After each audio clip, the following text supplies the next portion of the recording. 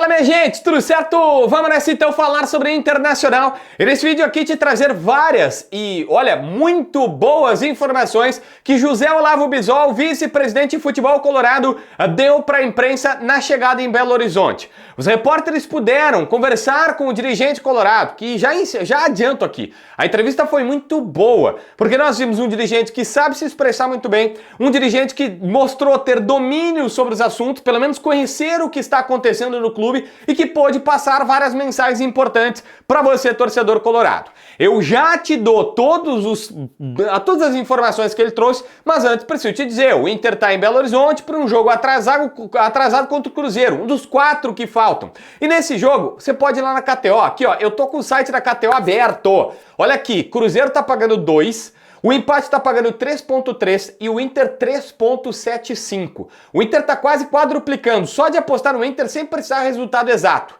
Detalhe, tem odão da KTO para Ener Valencia marcar gol a qualquer momento. Tá pagando 4,1, odd turbinada para gol do Ener Valencia, que não deve começar como titular, mas sempre entra no segundo tempo.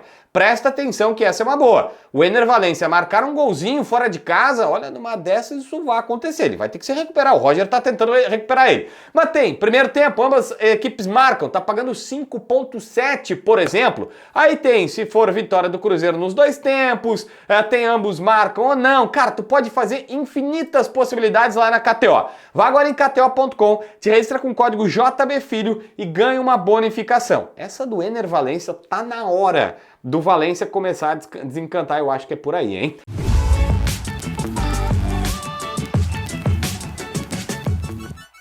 Olha só, vamos lá. A primeira informação sobre o José Olavo Bisol. O Wanderson está no departamento médico e não tem nenhuma proposta do Inter para ele, ou por ele. Porque a gente fica nessa, poxa, mas o Wanderson toda hora no DM, ele até justificou, dizendo, olha, a gente tem que confiar nos médicos, o cara tá lesionado. E algumas pessoas começaram a relacionar que ele não estava jogando bem, que recentemente vazaram informações de que ele poderia sair, que tinha clubes europeus interessados porque ele já passou por lá. Esqueça, ele está dizendo, ó, não tem nenhuma proposta. O Natan, lateral direito, foi confirmado pelo Inter, empréstimo até a metade do ano pelo Santos. E ele falou, o Inter diagnosticou por óbvio uma carência na lateral, e esse é um jogador que chamou a atenção pelo que jogou em Portugal, ele recentemente estava emprestado lá, tem uma força física muito forte e chega muito ao ataque, ele é um jogador ofensivo. E esta ofensividade pesou para o Inter ir contratá-lo. Então o Inter acredita, na visão do Bisol, que contratou um lateral ofensivo em nome do Natan, que vem emprestado do Santos até a metade do ano, pelo menos. O nome do Bryan Aguirre, que nós estamos falando, lateral direito, 24 anos do Lanús, segundo ele, é sim um dos nomes que está na mesa, que não é novidade, mas que não é só o dele, que tem mais alguns nomes e que ele não quer necessariamente ficar tratando publicamente sobre este e outros jogadores que o Inter está tentando, porque gera um impacto do outro lado da negociação. Ele chegou a finalizar, ó, nós estamos trabalhando com esse e com outros nomes, a ideia é concluir uma operação e uma negociação de lateral direito nos próximos dias, até porque a janela fecha agora na virada do mês, o Inter só tem para trazer no mês de agosto, setembro já não dá para trazer mais ninguém. Então, tá meio que claro, é o Bryan Aguirre. Só que em vários momentos, nessa resposta e depois em outras, ele ia dizendo, olha, é muito complicado eu ficar falando sobre negócio porque chega na última hora os caras por vezes mudam as condições de negócio. Eu já trouxe no vídeo aqui, isso foi colaborado na linha de raciocínio, embora não explicitamente, pelo dirigente que o Inter estava com tudo certo com o Lanús e o Lanús na última hora quis dar uma esfaqueadinha um pouco mais e o Inter deu uma recuada nessa situação.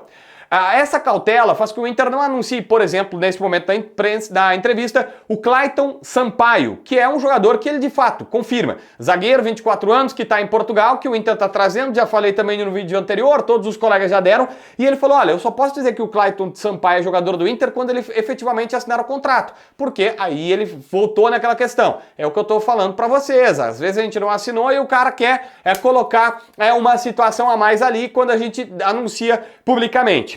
Nessa linha de raciocínio, um repórter perguntou para ele sobre o Vitão. Ele disse, peraí, então sobre o Vitão.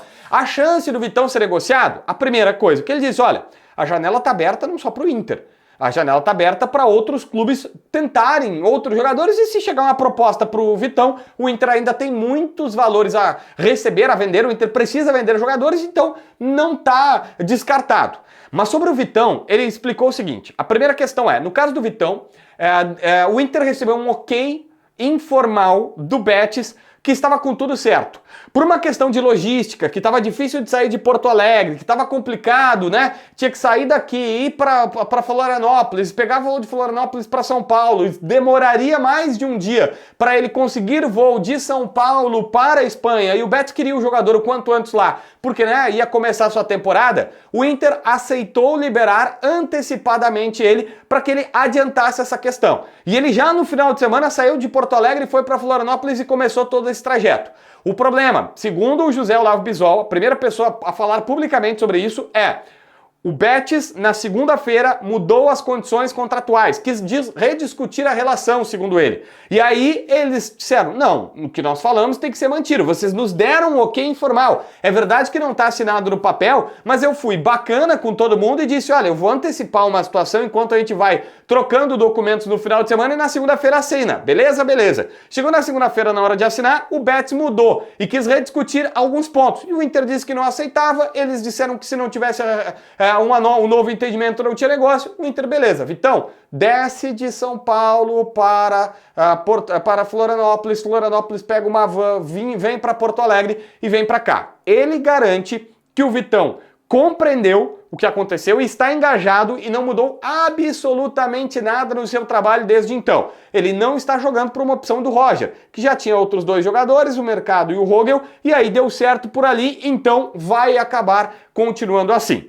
Uma última informação é sobre Ricardo Matias, que tem contrato até metade de 25. O Inter já começou as possibilidades de renovação e o PSV da Holanda está interessado no jogador, a gente já trouxe. O que ele disse sobre esse jogador? Ele falou: olha, existe uma proposta que foi feita de renovação de contrato do Ricardo Matias dentro dos parâmetros e limites do Inter. Ele falou: é óbvio que o Inter quer a sua renovação, é óbvio que quer que ele permaneça e vai fazer todo o esforço, até porque você é um jogador formado na base, mas que tem os limites e parâmetros financeiros estabelecidos para quem é da base. O jogador que sobe da base, bom, esse é o teto, o Inter vai lá e vai colocando os limites da sua situação. Então ele falou: ó, nós vamos renovar conforme essa questão.